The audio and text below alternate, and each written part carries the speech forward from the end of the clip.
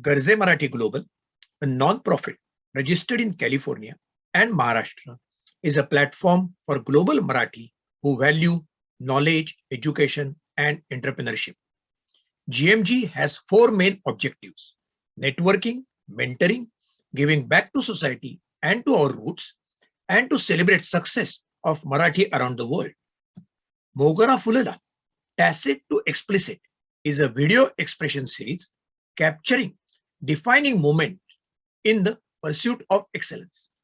Mogara Fulala series will string the inspirational stories together to offer a comprehensive repository of the undaunting spirit of those who strive to demonstrate that excellence is not a destination, but never-ending journey of realizing one's potential. Today, we are meeting Manjiri Gokhale Joshi, an esteemed member of Garze Marathi UK, the author of 5 books, who began her career as journalist and moved to the leadership positions in HR, corporate communication, as CEO of training and CSR project company. She has masters in mega project management from Oxford University. She is co-founder of Maya Care, a charity serving the elder in 31 Indian and UK cities, while empowering the disabled to build career and to take on the leadership role. Let us learn today from her about her amazing journey in a pursuit of excellence. Over to Manjiri Gokhale Joshi. Thank you. The search for excellence and the journey towards excellence. So I have a 3-point formula for that. So the first thing is that when you try to do anything or when you're trying to accomplish anything, a lot of times we find that all of us will just keep doing something. We are just acting, we're doing something. And we leave very little time for ourselves to first ask ourselves, why? Why am I doing what I'm doing? If I have to go somewhere, why do I want to go there in the first place? So the first point of the formula is vision. If you have an audacious vision, it's a good idea to always have a vision which other people laugh at. If somebody laughs at you and says, this is quite silly, this is ridiculous, this is not going to happen, it's a good vision. Because it's something you're going to do for the first time as a pioneer. It's going to be something which the world had not imagined, but you're able to see. That means you're going in the right direction. You could also be wrong, and you could actually get the next 2 steps wrong, but you could also be wrong. And obviously it's happened in my life a number of times, the number of mistakes I must have made in my life and still make in my life. But the first point is to have this audacious vision. I'm going to tell you a bit of a story of when my vision took shape. Okay, because in order to have that vision, you need to ask yourself, what is it that makes you happy? So the next step is what? So after you've asked yourself why you're doing it, what is it that will make you completely happy, completely satisfied? And the story I have is of a young woman who used to work in my team when I was HR head at a company based in Pune, a good 18 years ago. So one, fine evening, or I would say late night, because it was a BPO company, we had to let go of a few people. Why? Because they were not willing to work in night shift. So this was one of those women, because the earlier project got over, there was no day shift job. And she came from a very conservative Indian family where her father was insisting that my daughter will not work in night shift. So I tried telling her in the, saying that there is no job for you now. You'll have to look for another job. Every other person has been placed into another project. So she was very adamant, and she was a young girl, very, very adamant. And she said, no, I'm not going to leave. I'm going to work with you in HR because you're HR head. I'm going to work with you. I said, look, you can't just work with me. There is no position in HR.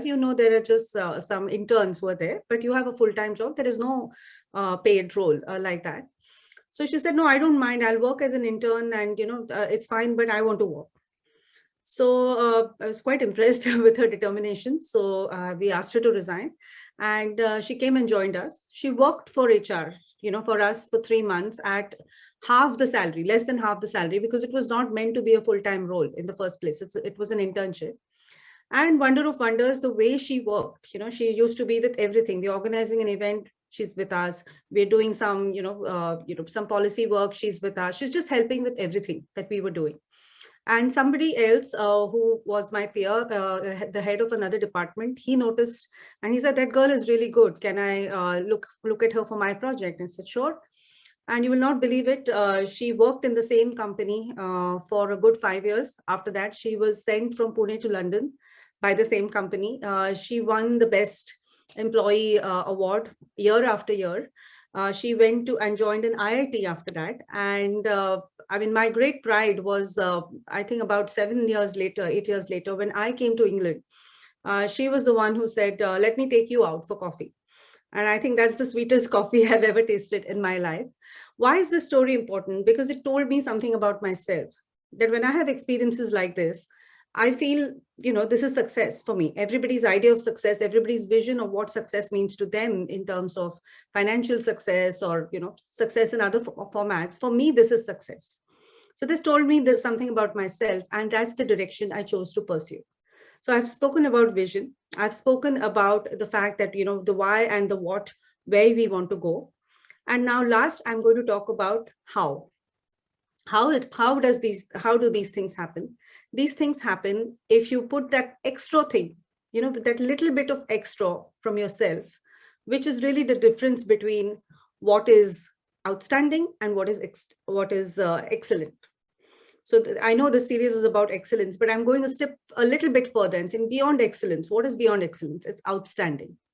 These things will happen if you pour your entire passion into whatever you do. So this is about, first, as I said, vision, then the focus, and then the passion. In order to be able to pour that passion into whatever you do, let me go take a step back and talk about focus again. But because focus in general is about a lot of times knowing what not to do.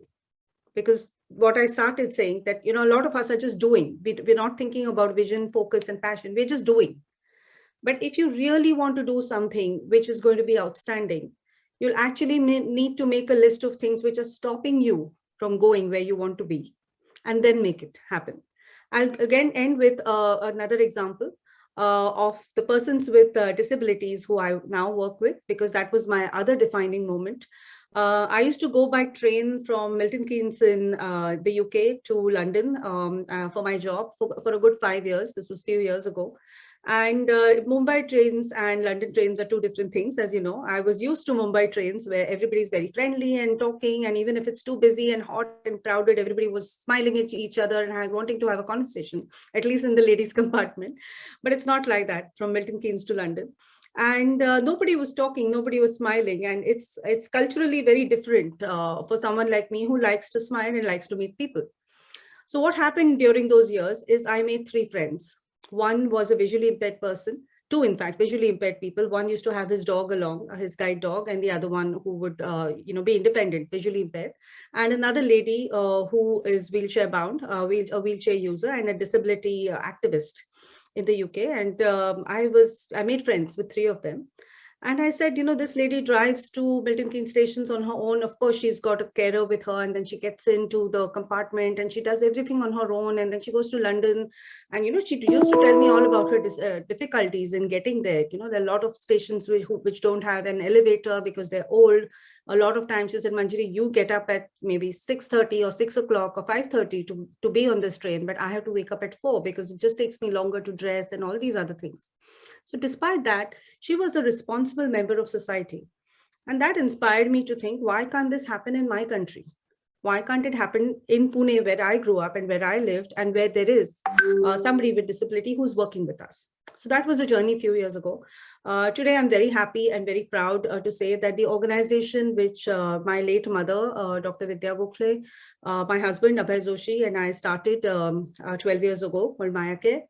Today, we are in 31 cities of India. We are in 4 cities of the UK. And more important than anything else, we have a leadership team of persons who have overcome disabilities.